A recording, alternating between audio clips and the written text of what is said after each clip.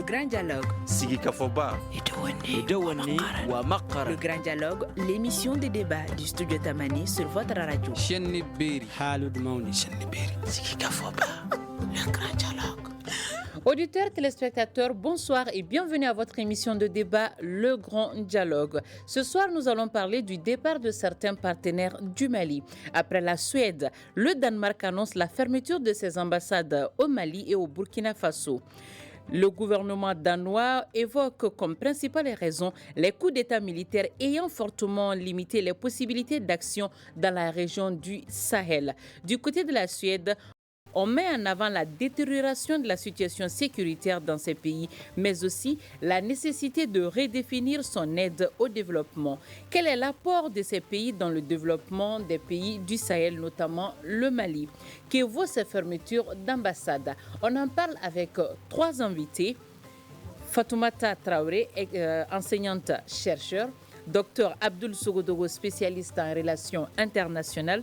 Dr Ahmadou Touré, spécialiste en sciences politiques. Je suis Mariam Maïga pour la modération de cette émission. Encore une fois, bonsoir et bienvenue. Le grand dialogue.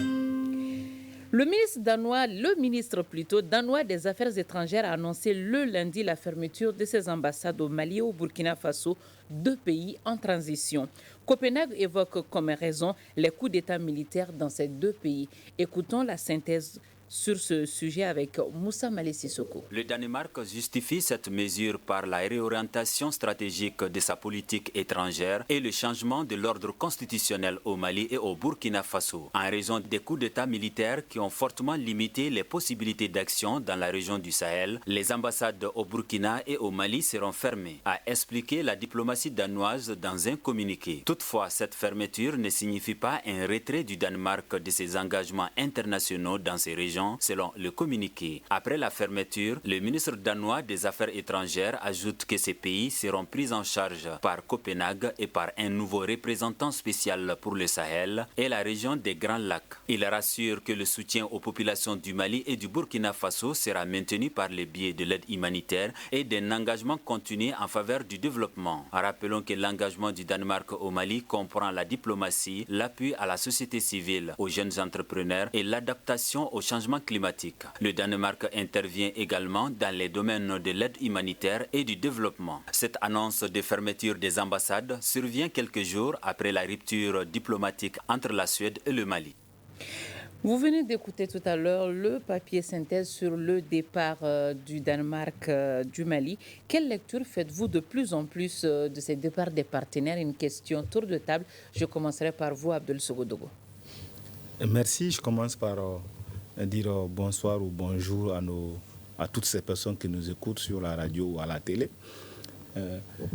C'est vrai, c'est une question d'une certaine façon qui peut être vue comme étant préoccupante ou inquiétante, mais si on s'inscrit dans la durée, dans la tradition, dans la pratique des relations internationales, c'est une pratique courante que les États, selon leurs intérêts, redéfinissent leur cadre diplomatique.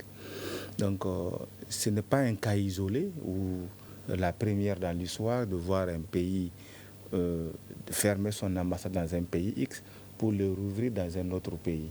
Et donc, dans ce cas-là, si on s'inscrit dans cette logique-là, on peut poser d'autres questions aussi. Le pourquoi maintenant, vous l'avez évoqué dans votre élément introductif. Plusieurs arguments sont avancés parfois, d'autres sécuritaires, d'autres liés peut-être aux intérêts qui ne sont pas toujours annoncés comme il le faut. Mais je retiens que le Mali est à une phase où il est en train de se repenser lui-même, où il est en train de se redéfinir. Et ça va de soi que ses partenariats aussi se redéfinissent. Et peut-être que l'action du Mali va nous amener dans les jours à venir à un paysage diplomatique renouvelé. Alors, docteur Ahmadou Touré, je vous pose la même question. Sogodogo vient de dire que le Mali est en train de se penser, de se redéfinir. Est-ce que cela vaut un changement de partenariat également? Oui, bonsoir à toutes et à tous. Pour rappel, depuis l'avènement de la transition sous Assimi Goïta, il y a eu certaines grandes orientations du Mali, notamment les 3 principes actés dans la nouvelle constitution. Et aussi, pour rappel, il y avait eu un pacte de partenariat militaire entre le Mali et la Russie en juin 2024. Donc tout ceci se situe dans cette logique. Donc ce pays, comme on l'avait dit au départ, les pays n'ont pas d'amis, mais les pays ont des intérêts.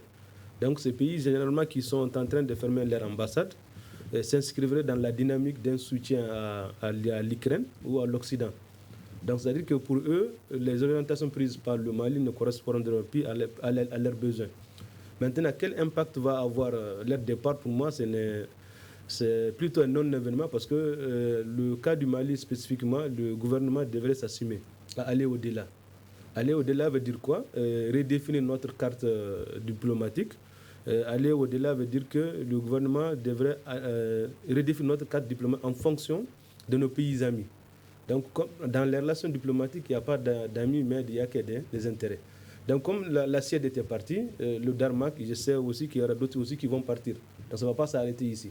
Donc, ils sont dans une logique où, dans leur entendement, ils pensaient que c'est l'aide au développement dont le Mali a besoin. Or, aujourd'hui, le Mali a besoin d'un soutien pour au moins passer cette étape nécessaire qu'on est en train de vivre. Madame Traoré, est-ce que pour vous également, ce départ, c'est un non-événement ou c'est à considérer? Merci beaucoup, Mariam. Bonjour ou bonsoir à tous nos téléspectateurs et tous ceux qui nous écoutent en ce moment.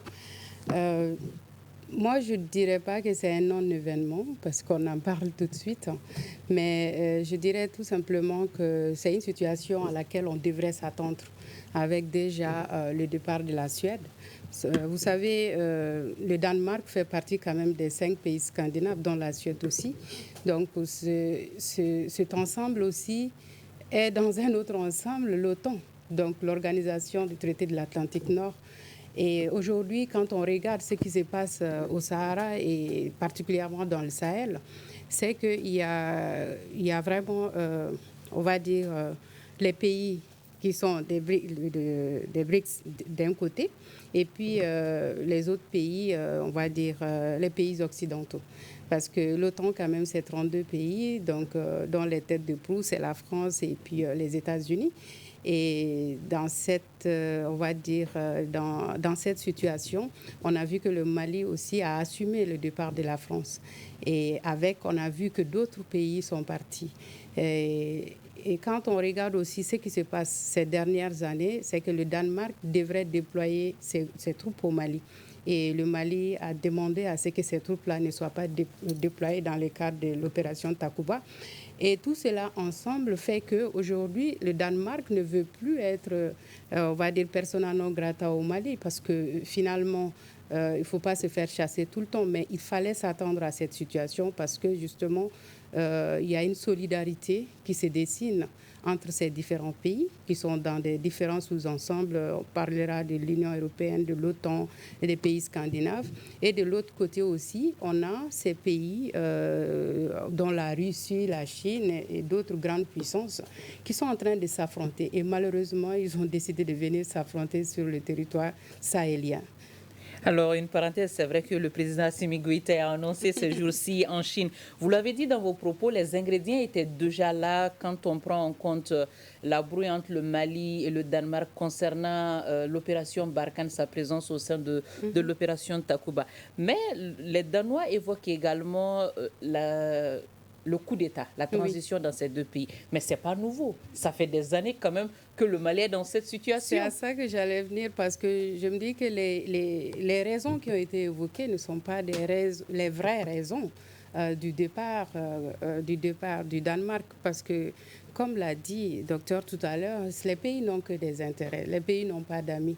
Et quand vous allez sur le site d'accueil de l'ambassade du Danemark, on dit carrément qu'on est au Mali pour nos intérêts, pour sauvegarder nos intérêts.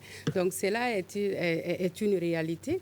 Et le Mali, c'est pour ça que je dis que le Mali devrait s'attendre à ça. Parce que quand on regarde ce qui se passe actuellement au Sahel, avec la création de la Confédération du Sahel, ces 3 pays ont décidé d'être ensemble. Et ce n'est pas pour rien d'ailleurs que le Danemark a décidé de fermer son ambassade ici au Mali et en même temps au Burkina. Donc, ce n'est pas fortuit.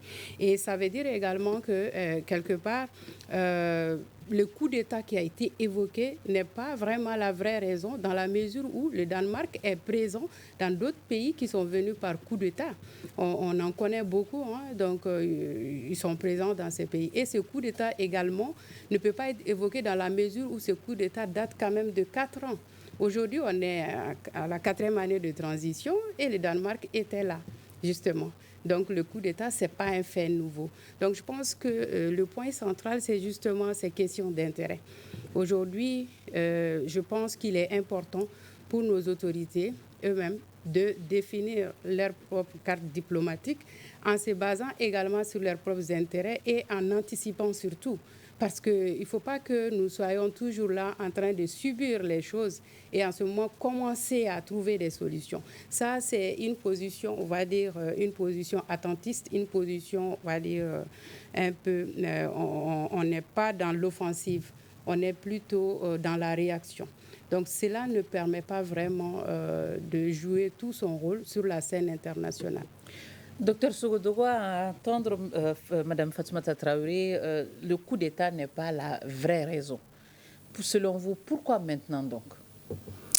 Vous savez, les relations entre les États sont très complexes et les critères, parce que parfois l'État, dans son action, l'élément prédominant, c'est comment je préserve justement mes intérêts. Ces intérêts peuvent être immédiats ou lointains, parfois même difficiles à s'en apercevoir, difficiles de les percevoir de façon claire.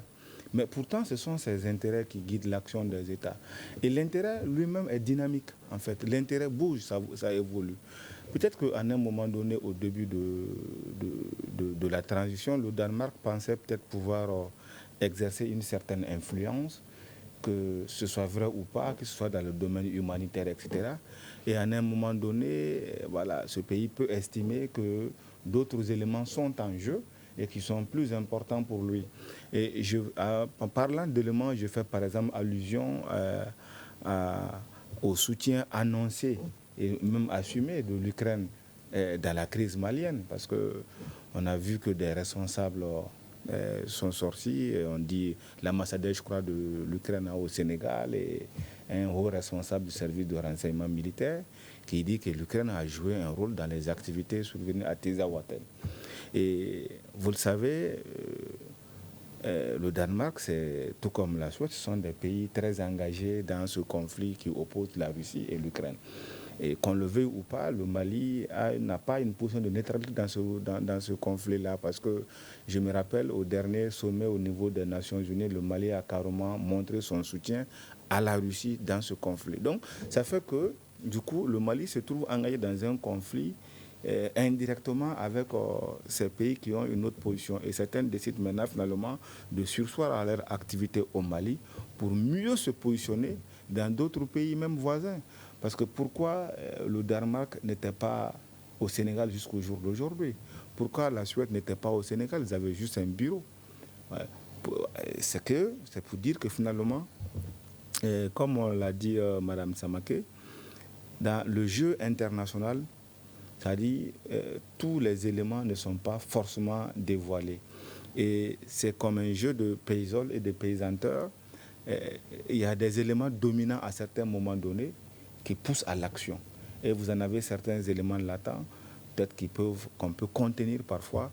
Et effectivement, il faut s'attendre, comme mes co-débatteurs l'ont dit, il faut s'attendre à ce que cette situation évolue. Et l'évolution n'est pas forcément négative ou positive, mais en fait, parce que, comme on l'a dit, la scène internationale, elle est ouverte. C'est comme vous allez voir, le Mali va nouer des relations diplomatiques avec certains pays dont il n'en avait pas avant, ainsi de suite. Donc, c'est quelque chose qu'il faut prendre comme d'assez habituel, de normal dans la vie des États. Mais pour nous, individus, citoyens, c'est parfois des choses difficiles à vivre pour nous parce qu'il peut y avoir des intérêts personnels, ça je peux le reconnaître pour certains. Mais dans la vie d'une nation, il faut l'accepter c'est comme quand on vit, on tombe parfois malade. Ça fait partie de la vie. Donc dans la vie des nations, les ruptures de relations diplomatiques, voilà, c'est assez ordinaire. Il faut s'attendre à ça. Alors, Maintenant, docteur Sogodo, excusez-moi, je vous interromps un tout petit peu. C'est assez ordinaire, mais face à ce jeu de puzzle, comme vous aimez le dire, quelle doit être la posture du Mali? Quelle réponse les autorités maliennes doivent apporter à cela? moi, je pense qu'il faut s'inscrire dans une dynamique pas seulement réactive, mais il faut suffisamment se penser soi-même.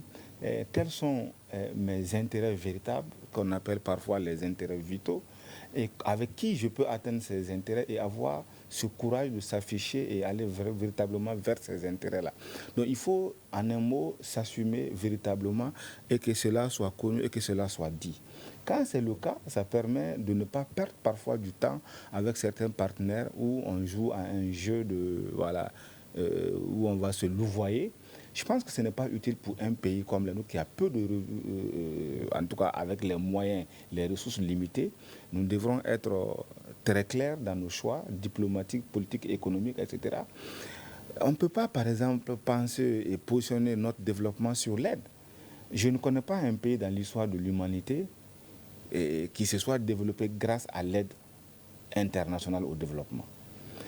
Je pense que donc on ne peut pas privilégier la collaboration avec un pays X parce que ce pays X nous propose des montants importants en termes d'aide humanitaire. Mais ça ne veut pas dire qu'on n'a pas besoin de l'argent de X ou de Y.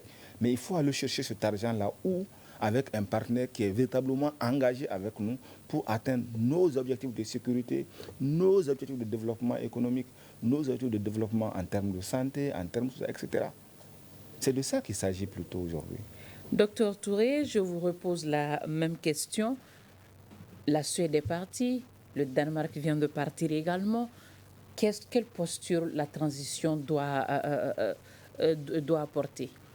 La posture de la transition, c'est-à-dire du gouvernement de la transition, c'est, comme je l'avais dit au départ, c'est de s'assumer. Parce qu'ils avaient pris une orientation. Donc l'orientation à travers les principes, les trois principes. Si vous voyez un peu l'architecture, l'ambassade du Danemark était fermée au Mali comme le Burkina. Donc ça ramène en exergue la question de l'AES. Donc cela veut dire que l'AES, comme c'est une diplomatie commune, mais la question qu'on se pose, est-ce que le Niger, est-ce qu'il y a une ambassade au Niger? Donc c'est la question. Donc généralement c'est le Mali et le Burkina. Donc c'est une nouvelle configuration de la carte diplomatique dans ces pays. Donc, qu'est-ce que nous pouvons faire au-delà de tout ça? C'est-à-dire, comme je l'avais dit, il faudrait que notre diplomatie soit plutôt une diplomatie qui défend nos intérêts. Il ne faut pas qu'on se retrouve dans une diplomatie de rupture, une diplomatie offensive. Et comme on a dit, faire de la politique, c'est se prévoir, interroger l'avenir.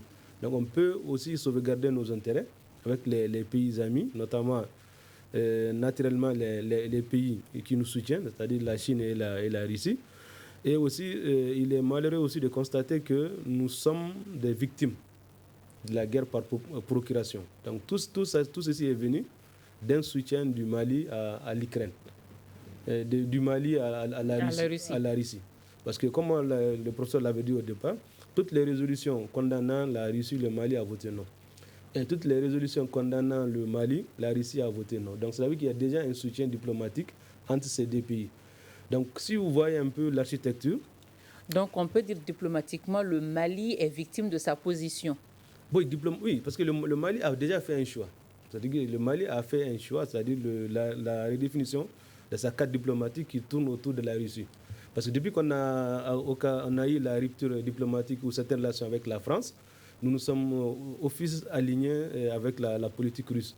Mais au-delà de tout ça, qu'est-ce que nous pouvons faire, que nos autorités peuvent aller au-delà? C'est-à-dire, moi, je conseillerais plutôt de ne pas aller dans une rupture avec les autres pays. Par exemple, même si nous voyons l'Algérie, qui est notre pays, qui est notre voisin, la Mauritanie, on peut développer avec ces pays certains intérêts, notamment comment faire retourner nos réfugiés qui sont là-bas, à la Mauritanie. C'est-à-dire, en fonction de nos intérêts, on peut définir notre carte diplomatique. En ne pas répondant coup par coup, si le Danemark parle. Il ne faut pas que le Mali aussi sorte pour dire que nous allons fermer notre ambassade. Et pour finir, il y a un exemple de la Russie et des États-Unis, malgré les bruits. Tout le monde sait que c'est les États-Unis qui financent l'Ukraine et la Russie a son ambassade aux États-Unis et c'est réciproque. Donc cela veut dire qu'au-delà des querelles d'intérêts, on peut sauvegarder les relations diplomatiques. Madame Samake Fatoumata, Est-ce qu'on doit s'attendre encore à d'autres départs? Oui, bien évidemment. Il faut s'attendre à ça. Il faut s'attendre à d'autres actions qui vont se poser dans les jours, voire les mois à venir.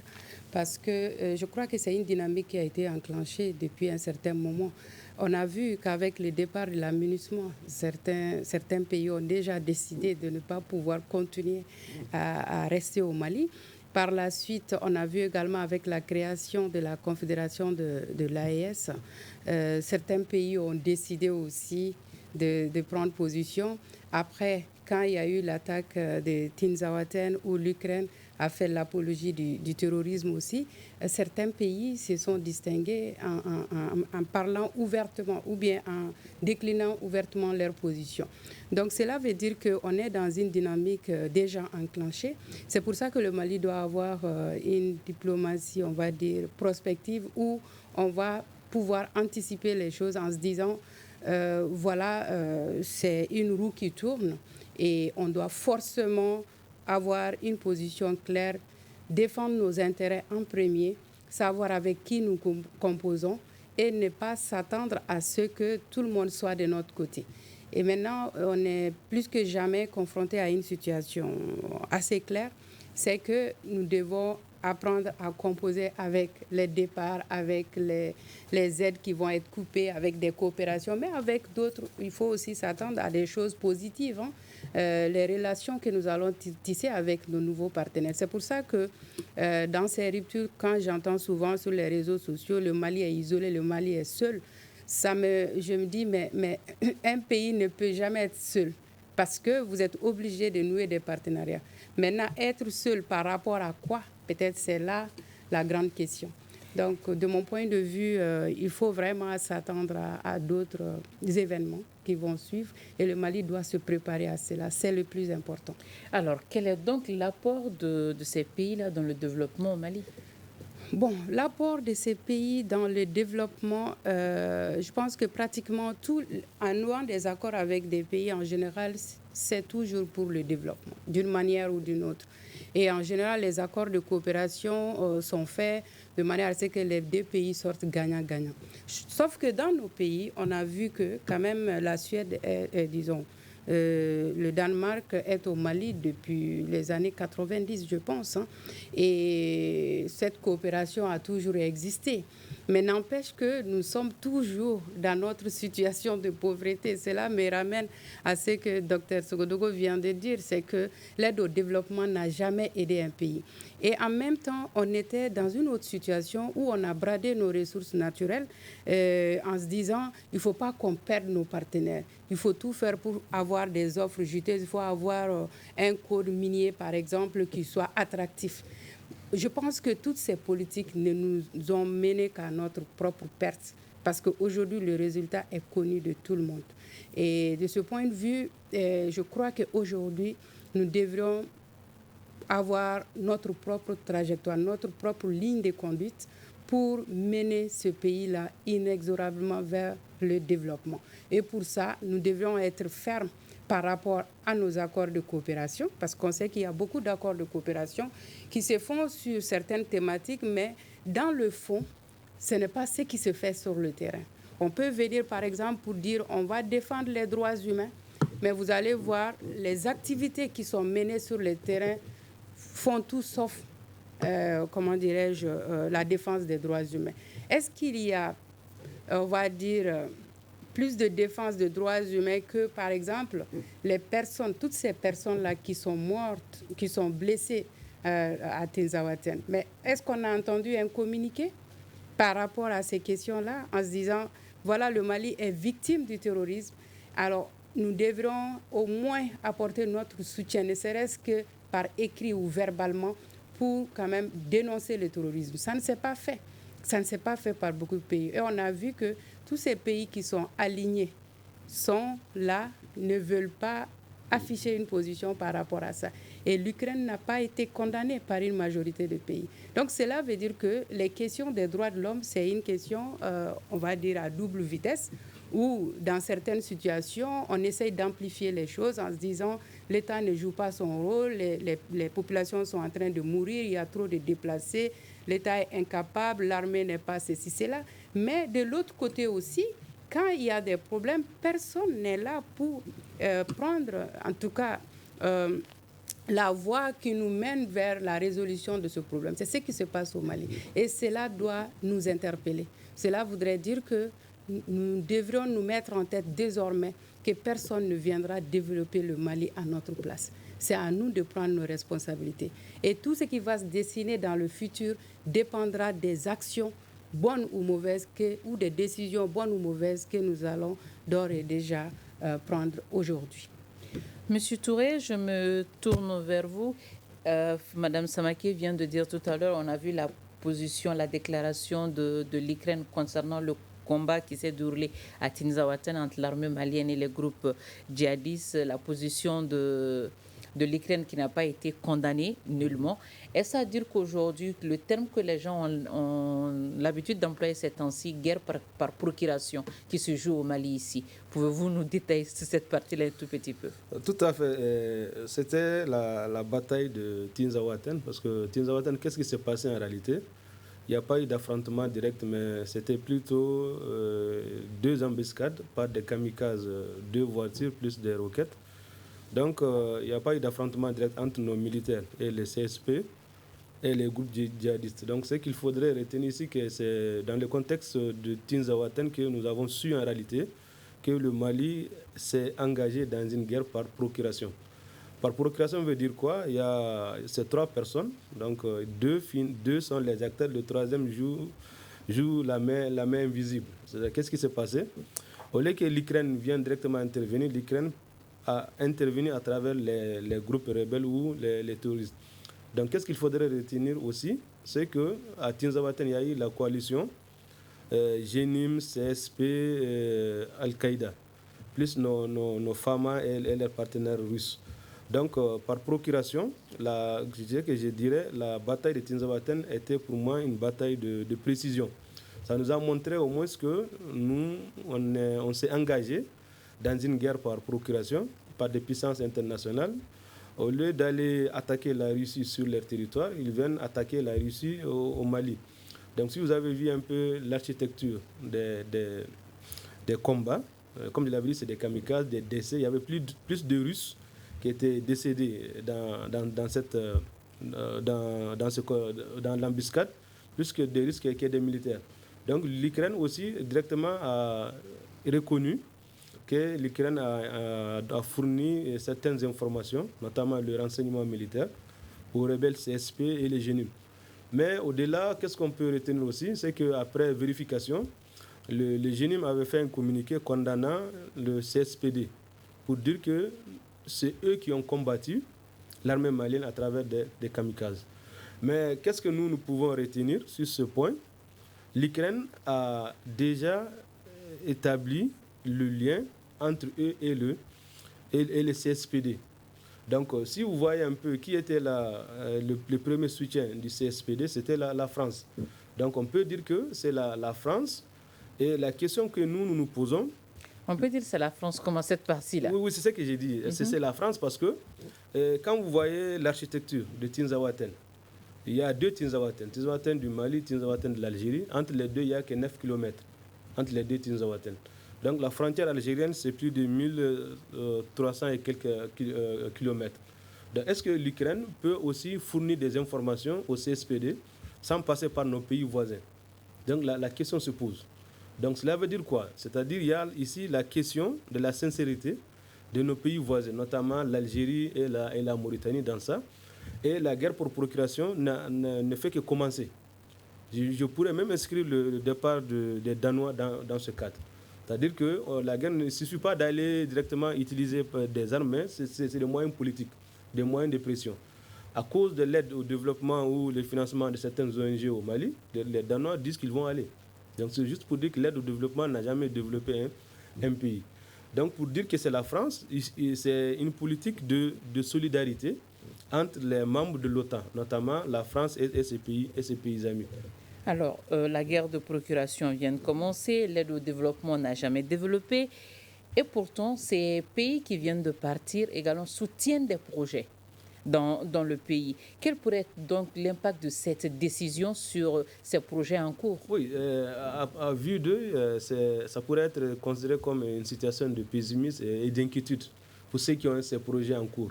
Et au fond? Au fond, moi, j'ai beaucoup apprécié leur départ parce qu'au moins, ça va nous permettre, au-delà des départs, au-delà des ruptures que nous connaissons, et nous allons réaliser de telle sorte que les vrais amis du Mali seront connus. Et en fonction des vrais amis, nous allons définir notre politique. Et pour dire, ces pays qui décident d'aller, est-ce qu'en réalité, ils partent pour ce qu'ils ont dit? Non. Ils partent uniquement parce que le Mali a une orientation politique vers la Russie. C'est ce problème qui se pose. Le Mali a un accord de partenariat militaire avec la Russie, que le Mali a dénoncé l'accord avec la France. Le Mali a dénoncé le porte-plume de la France aux Nations Unies. Donc nous sommes dans une guerre par procuration, qu'on le veuille ou pas, parce que ça va nous permettre, ça va pas passer facilement, mais ça va passer. Parce que les projets en cours seront arrêtés. Ça pourrait aussi augmenter le taux de chômage. Un exemple, ceux qui étaient avec la MINUSMA, G5 Sahel, les ONG au nord. Donc ça veut dire que le chômage continue, mais l'État devrait s'assumer. C'est l'orientation politique qui nous a amené tout ça. Donc l'État devrait aussi donner des perspectives pour remplacer ces aides au développement en créant plus d'emplois, en créant plus de projets de soutien. Et ces perspectives-là que l'État doit donner doivent se faire dans quel délai? Bon, on dit situation urgente, mesure exceptionnelle. Donc l'État, comme on dit, nous sommes en guerre. Et il y a eu les inondations, l'état de catastrophe nationale. Bon, on attend, parce qu'il y a eu de juillet 2023 à juillet 2024, ça fait une année que les jeunes se sont inscrits au ministère de l'Emploi et de l'Entrepreneuriat. Plus de 600 et quelques jeunes pour compte de l'aménagement, des ONG qui ont eu le départ. Jusqu'à présent, il n'y a pas eu de solution. Mais nous osons espérer que l'État va réagir. Nous osons espérer que l'État va réagir, mais il s'agit quand même des emplois et c'est là urgent. Concrètement, Dr Sougoudogou, quel est l'impact de ces départs sur les projets en cours? Merci. Vous savez, les projets de développement social, le développement social, parfois, ça nécessite de la durée pour que ces projets puissent avoir un impact. Par exemple, si vous voulez accompagner une collectivité en termes d'éducation, si vous devez construire des écoles, mettre en place des enseignants, il faut un certain nombre d'années pour que ce travail-là puisse avoir un véritable impact sur le milieu social. Ça peut être pareil pour les structures, pour la santé, etc. Donc, ces ruptures de relations ont la fâcheuse conséquence, par exemple, d'interrompre ces projets-là en cours d'évolution. Ça, on ne peut pas le nier, il faut le reconnaître. Mais en même temps, est-ce qu'un pays aussi peut baser son développement sur les ONG et les associations? C'est difficile à dire, parce que ça veut dire que dans ce cas, le pays manquerait de politique publique de développement. C'est-à-dire l'action des organisations internationales telles que les ONG à dimension internationale, l'action des fonds internationaux qui accompagnent un État, ne doit pas être le premier pilier du développement. Donc, ça ne doit pas être le premier élément de la stratégie de développement d'un pays. Donc, ça veut dire qu'ils viennent en appoint, c'est des accompagnements ciblés, parce que les pays, les organisations décident d'intervenir dans telle zone où ils estiment que leur contribution serait plus utile pour les populations. Et comme vous le voyez, l'action est directement destinée généralement dans le monde des ONG aux populations. L'aide n'est pas versée à l'État pour que l'État l'oriente et le guide comme il le souhaiterait, mais c'est un travail direct avec les populations. Dans une certaine mesure même, ça devient parfois un facteur de délégitimation de l'État et une source de légitimation de l'acteur international parfois qui interviennent, auxquels les populations se reconnaissent et ont même tendance parfois à s'identifier sur certains plans. Donc, ça veut dire qu'il faut penser rapidement les palliatifs à ces projets qui sont d'intérêt peut-être national pour que ce soit l'État ou d'autres partenaires puissent voir comment je fais pour accompagner des initiatives déjà prises dans le cadre d'un projet suisse ou d'un projet danois, etc. Moi, par exemple, je suis dans le milieu universitaire. Je sais, par exemple, que les Suisses, ils travaillent beaucoup avec mes collègues de l'IHS. Donc, ça, c'est quand même de longues années de collaboration. Ils font un travail extraordinaire en termes de recherche, de développement, voilà, sur les sciences sociales.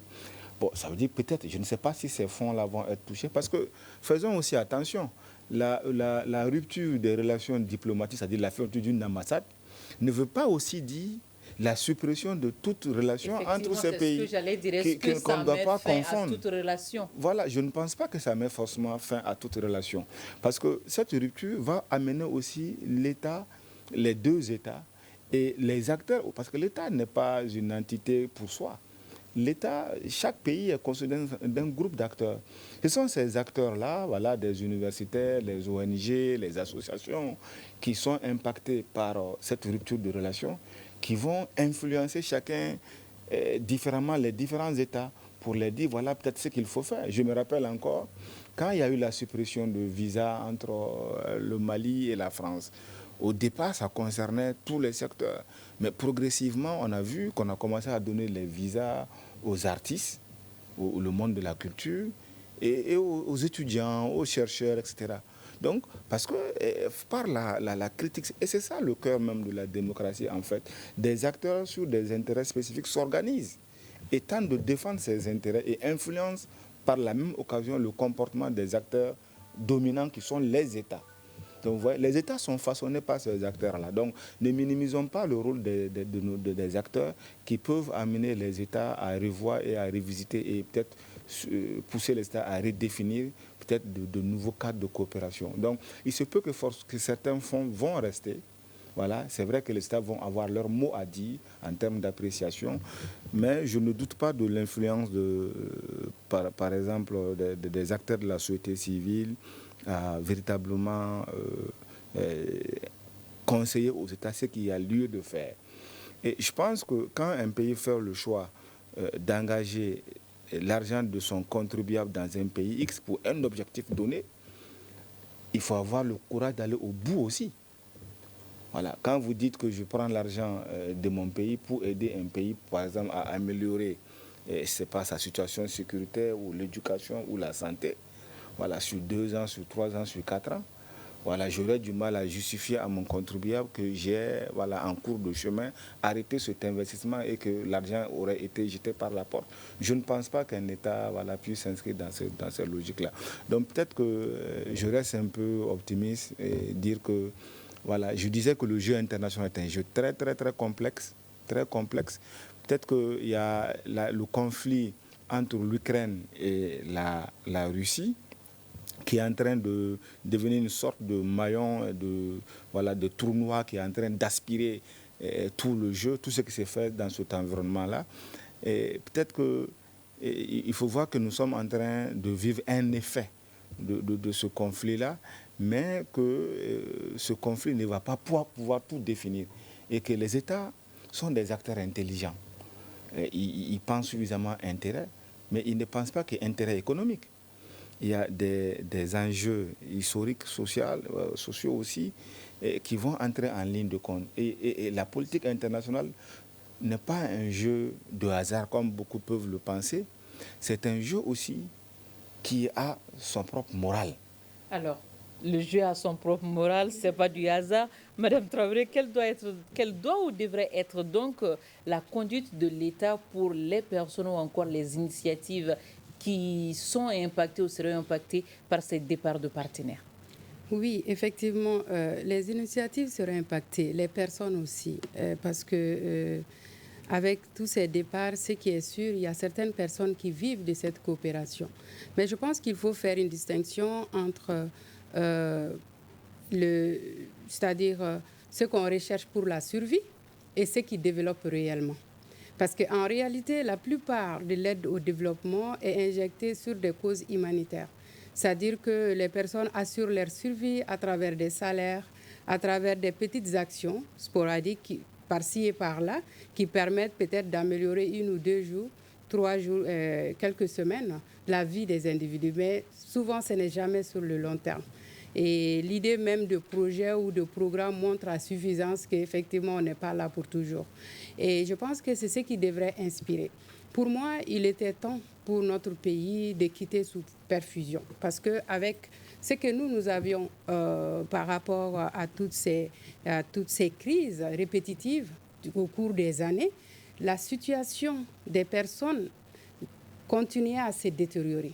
Et en fin de compte, on s'est retrouvé dans une spirale où autant l'aide au développement s'augmente, autant la situation devient beaucoup plus difficile pour la population lambda. Donc, à un moment donné, il va falloir que nous assumons, comme l'ont dit les autres co-débatteurs, c'est-à-dire que nous devrions être dans une logique où nous devrions prendre en main notre propre développement.